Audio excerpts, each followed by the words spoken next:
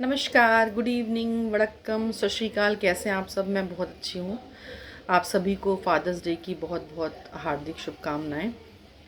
पिता के बिना जीवन गुजारना बहुत मुश्किल है। मेरे पिता 10 वर्ष पूर्व मुझे छोड़ के चले गए, इसलिए आज मैं थोड़ी भावुक हूँ। तो आज की कहानी शुरू करने से पहले पिता के बारे में 4 शब्द बोलना बहुत ज़रूरी है।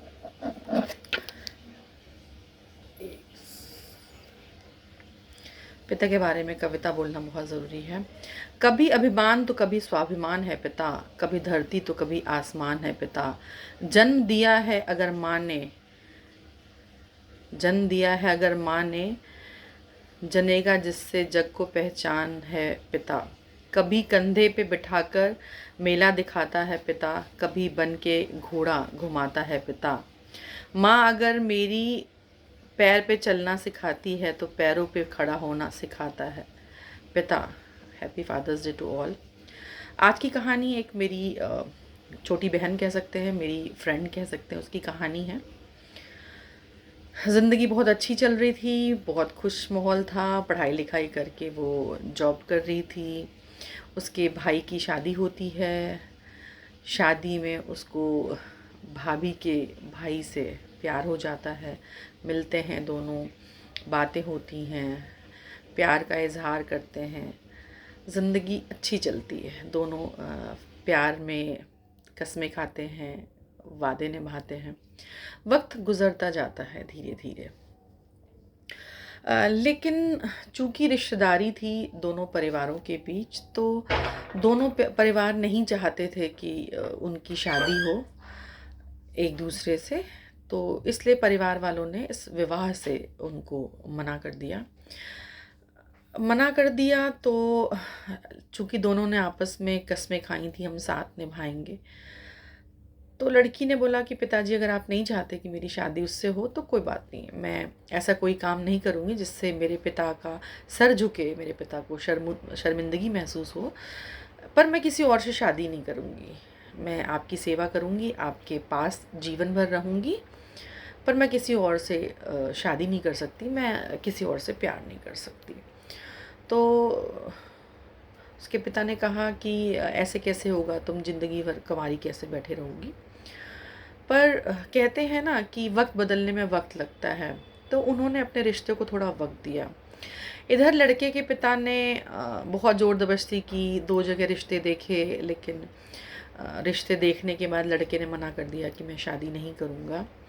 तो घर वाले घर उसके पिता ने सोचा कि प्यार का भूत यहाँ रहेगा तो नहीं उतरेगा, तो उसको हम बाहर विदेश भेज देते हैं। तो उसके फादर ने लड़के को विदेश भेज दिया कि शायद वहाँ जाएगा, ये माहौल बदलेगा तो लड़की के प्यार का भूत इसके सर से उतर जाएगा। देखते देखते साल, 2 साल, 7 साल हो गए और विदेश गया, वहाँ वो रह नहीं पाया और घर आ गया वापस। फिर दोनों ने बहुत सारी ईश्वर के सामने बहुत सारी दुआएं करी, बहुत मन्नतें मांगी, बहुत कस्में खाई कि मेरा प्यार मुझे दे दो भगवान, आप जैसा कहोगे, जब कहोगे, जो कहोगे मैं करने को तैयार हूँ, बस मुझे मेरी झोली में मेरा प्यार डाल दो।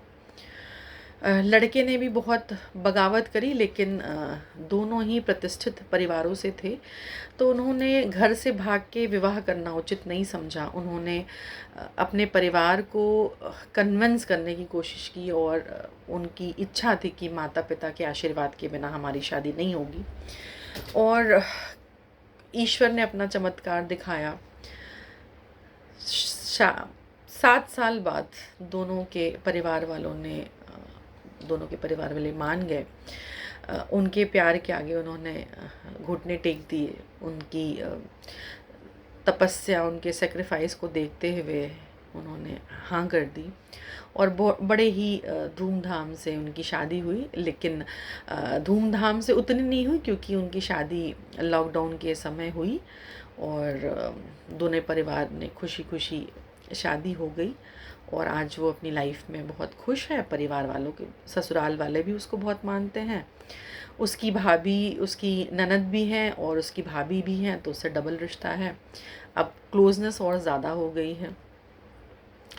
तो मोरल ऑफ़ द स्टोरी ये है कि अगर आप प्यार करते हो तो अपने पिता पे भरोसा रखो। आपका पिता आपके लिए जो बेहतर है वो ज़रूर देंगे, और उन्होंने अपनी परिवार की इज़्ज़त को रखा, अपने परिवार के मान मर्यादा को ठेस नहीं पहुंचाई, और सुकून से घर में इंतज़ार किया, वक्त का इंतज़ार किया कि कब माता पिता कन्विंस हों, कब मान जाएं और खुशी खुशी मेरी शादी करा दें। क्योंकि माता पिता आपका बेहतर जानते हैं, आपकी खुशी जानते हैं। माता पिता कभी भी नहीं चाहते कि मेरी बेटी या बेटा वो परेशान रहें, ज़िंदगी भर रोएं तड़पें, ऐसा कभी भी नहीं चाहते माता पिता। तो माता पिता को भी लगा कि 7 साल अगर एक दूसरे का इंतज़ार कर रहे हैं तो दोनों में वास्तव में बहुत प्यार होगा, और शायद दोनों एक दूसरे के लिए ही बने हैं, तो उन्होंने शादी करा दी। तो मोरल ऑफ स्टोरी ये है कि वक्त बदलने में वक्त लगता है, थोड़ा समय दें, माता पिता की इज्जत को ध्यान में रखें, अपनी मान मर्यादा को ध्यान में रखें। ईश्वर हमेशा आपको वो देगा जो आपके लिए बेहतर है, बस समय का थोड़ा इंतज़ार करना चाहिए। नमस्कार, फिर मिलेंगे एक नई कहानी के साथ।